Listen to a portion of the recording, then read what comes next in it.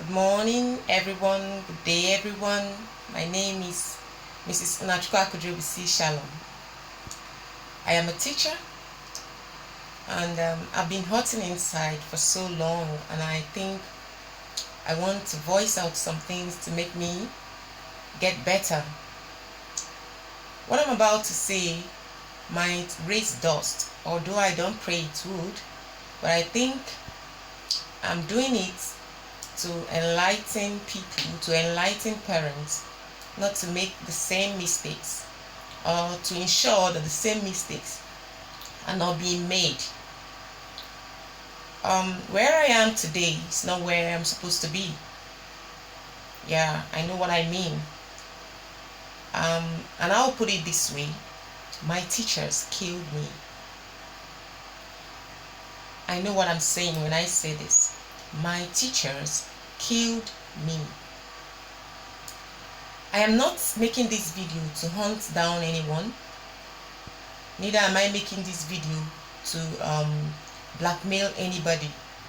No, I'm not even going to call names, but I'm just making this video for correction's sake, for parents.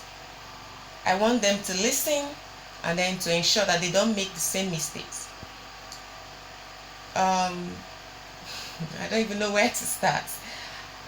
I remember I was raised in a good nursery school. I was raised in a good nursery school. That's Wesley International School, Wesley, owned by whites. And I know my parents used to tell me that I was a very bright child. When I mean bright, I was so bright. My results could speak. I see my results these days. I still have some of them, and I believe my parents, because most of my results, almost all of them, had stars on them. I led the class, and I was top. I was first in the class, first position, most times. I am not a dull child. I started messing up. Or will I say, my life changed or started changing negatively when I entered primary school. Right from my primary school days, I could remember those days. I think, was it primary 4 or thereabout, in my class, I was passing through a lot of things emotionally, psychologically.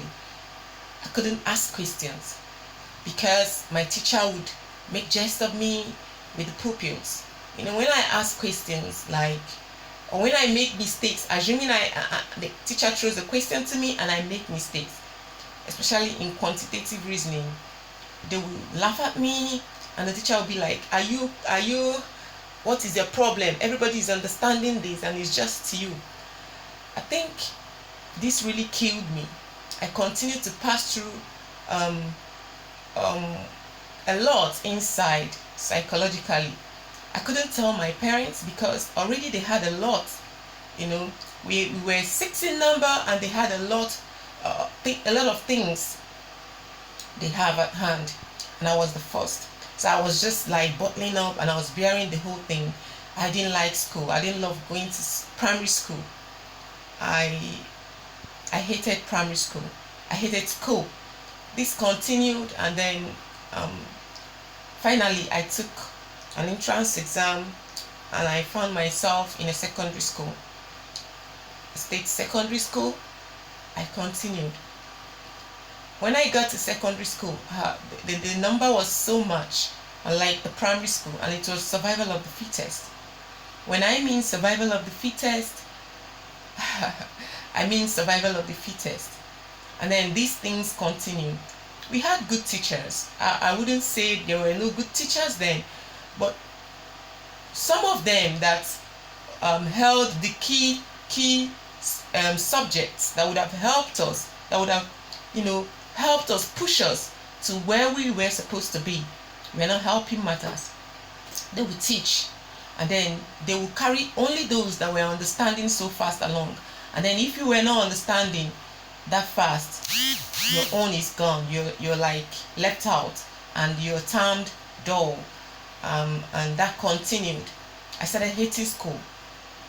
But one thing kept me going. I didn't want my parents to see me as a disappointment, being the first child. So I was just barely surviving. I was surviving until I got to the second, let's say I got to the higher secondary, so that's SS class, not JS. This continues. I took my WAEC. It was not bad, but it was not something I wanted for myself. I could remember vividly one of my teachers then, my chemistry teacher. I don't know where she is right now, but that woman, to be honest with you, was part of my setbacks in life. She made me hate chemistry. She would just come and read chemistry like as if it was the Bible she was reading. You know, I am not saying, okay, let me put it this way. In life, when you fail, you don't have to blame anybody. But why I'm still blaming these people, when I'm blaming teachers, is because at that point in my life, at that stage of my life, when I was still a child. I was still a child. It was my teachers that would have, encouraged me, that would have made me, that would have pushed me to becoming a better person. Let me say this. I am a teacher and I know what I'm saying. Parents go to work and they send their kids to school. The primary reason why they send their kids to school is for them to learn, for them to be taught. This is our job as teachers. Parents, they have their various jobs they do. Some are lawyers, some are bankers, some are doctors. And when they come back, they don't even most times have time for their kids. And you don't blame them. We are all humans. Although they still have some of the blames, but you don't blame them more. You blame the teacher because this is our job, this is our calling, this is what we do. So the major responsibility is on us. See, whatever a child is, whatever pupils are, I blame the teacher 70%. There's this 70% responsibility on the teacher to build a child, to make the child what he or she ought to be. If a child does not succeed in life, if a child does not become the best he or she could, blame the teacher 70%. I shift the blame to the teacher, then 20 goes to the parents, and then 10 maybe to the society and the child. Why I'm saying this is this. I am not saying that every child must be bright and every child understands at the same level. But as a teacher, it's our calling, it's our job, it's our responsibility to make a child, the worst in their class, to be better. I am not saying that everybody will be perfect, everybody will be good, everybody will be excellent. No. But if teachers put in 90%, let me say this again, 90% of their energy into what they do, children will be far better than they are right now. Pupils raised will be far better than they are right now. I know what I'm saying. I know what I'm saying because I'm a teacher. I understand the fact that there are kids that are not so bright. They are not fast learners. I understand that. But if we as a teacher put in our best, these pupils will do well. Let's not shift the blame to parents. I'm not saying that parents are not to be blamed anyhow. Let's not shift the blame to pupils. But you as a teacher, this is your job. You are being paid for it, for crying out loud. This is what you do. This is your calling. I think this reason made me take 3 major decisions in my life. Or let me say 2 that I'm going to say. 1, it made me my encounter in life with my teachers, as in how my teachers not being able to push me to the best I could be, and how my teachers contributed to my what I call part of my failure today, has made me make 2 good decisions in my life. 1, I have decided to be a teacher. I wanted to be a medical doctor, but for some reasons God God, and then this thing I'm saying now made me have a change of mind. God came into it and changed the whole plan. And I don't want, one of the reasons why I want to be a teacher, or why I chose to be a teacher, is because I don't want pupils to pass through what I passed. I was thinking maybe I could do my bit, I could change the whole story. And I made a vow to myself that any child that passes through me must know that he or she passed through a teacher. I must put in my best. I must bring out the best in that child. And if every teacher like me will do the same, then the world will be a better place. We will produce pupils and students that are better. Secondly, my encounter with teachers made me choose to homeschool my kids for some time. I was working, and I said to myself I was going to stop working at a particular point in time to be able to homeschool my kids for a period of time, maybe then before I get another job or whatever.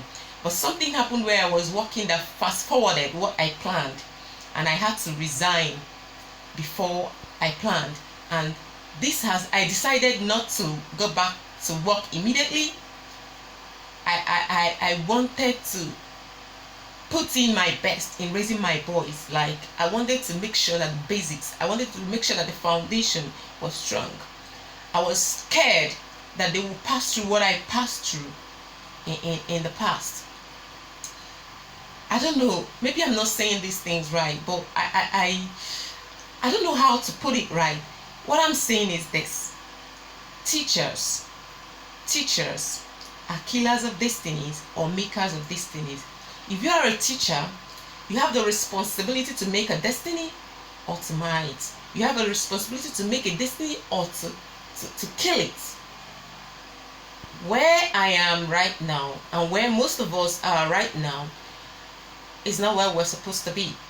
Forget now that we are adults, we take responsibilities of what we make out with our life. But then we were kids. We were kids. For crying out loud. We were kids. If my teachers really taught me well, if they understood my learning styles, if they did not mock me, if they did not make a mess of me in class, if they gave me the opportunity to learn, I would have been better. Especially in primary school. And then in secondary school, if this did not continue, I would have been better. Although some of us are lucky that we understand, or we understood fast, or maybe because our how would I put it, our ego was not already tarnished, or was not already shaking.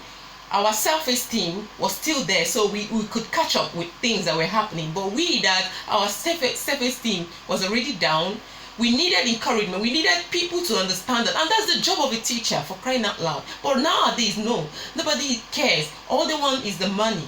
It's only few teachers that are passionate about this job, that are really passionate about this job. See, listen, if any teacher could teach, if you teach your pupils the way you would teach your child, then you are a teacher.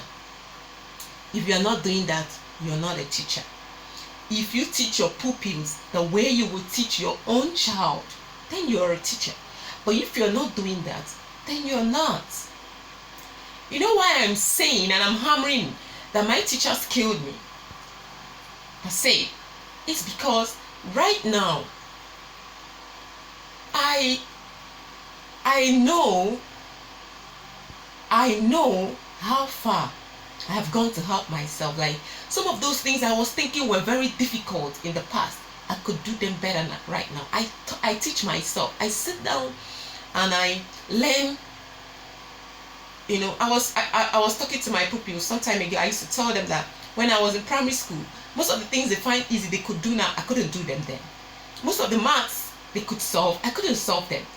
You know, I taught myself, and I'll go to my younger ones, maybe they've been taught better, and I'll learn. And I sat down and I taught myself. What I'm saying is this: please, teachers, I am begging, I am pleading, I am hurting inside as I'm saying this. If we could bring out our best, and teach these pupils. Take them as your child. Take them as your children. Bring out the best in them. Help them. Understand who they are. Understand their learning skills. Bring out the best in them. Understand what they are passing through. Find out what they are passing through. I could remember those days in secondary school.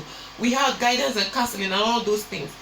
But do you know, most of the time, even if you go to the guidance counselor, at the end of the day, they will use you to tell stories, like tell this teacher, before you know it, pupils have heard it, and then it will be a story all over. And some of us feared those things. We were passing through a lot. Bet me, if you doubt me, I don't want to call names. I don't want to call names, but I know what I'm saying. Most of you listening to me will attest to this, that you would have been better. You would have been better if your teacher did her job well. If your teacher did his job well. Take for example, how many of you can still remember what we were taught in primary school and in secondary school? And some people will say, it's been a long while. There's every tendency I will forget. No, if your teacher did his or her job well, you will still retain. Do you forget ABC? If your teacher did his or her job well, you will retain. You will retain at least 80% of what you learned. And I mean it. If they taught us well, like being practical about some of the things, for example, they are teaching you area and they're just telling you on the board, length times breadth and all that. For crying out loud, that's bullshit. That's bullshit for me. That's theory. Make it practical. Why couldn't they have brought us out, like measure length, length of a place, and then the width, and then times it? That way it sticks. It sticks. It won't go. But no, they chose to be in the classroom and then write it on the board and people will copy. Do you understand? Yes, 2 plus 2 is this, 3 plus, and all that. And the fast learners, or those they call fast learners, or those that are opportune, would keep moving, and then the other ones will be left out. Why do you think that most people become better, or most people start improving at some certain stage of their life? When there's a change, when they meet a teacher that is better, or a teacher that affects their life positively, a teacher that finds out their learning styles, and then a teacher that understands them, they start doing better. I understand there are so many other factors that could stop a child not to start learning faster when he or she should, but I still blame 70% of it on the teacher. I'm going to be rounding up now because my boys they are awake and I don't want them to interrupt this. Please, I'm pleading on all teachers. I am not here to blame everybody. I know there are good teachers out there. Keep doing your job, and if you're not one, please try to change and become one. I still blame my teachers for where I am today. And I don't want the same thing to happen to my kids or the pupils that pass through me. That's why I'm doing my best. Thank you. My names remain Magical BC Shalom. See you some other time. Keep subscribing.